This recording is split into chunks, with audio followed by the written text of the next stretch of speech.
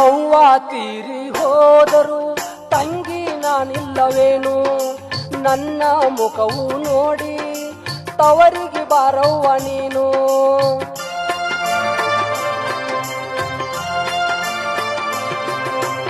ಅಣ್ಣ ನನ್ನವನಾದರೂ ಅತ್ತಿಗೆ ನನ್ನವಳೇನು, ಹೆತ್ತವಳಿಲ್ಲದ ತವರು ಹೆಣ್ಣಿಗೆ ಸೌಭಾಗ್ಯವೇನು.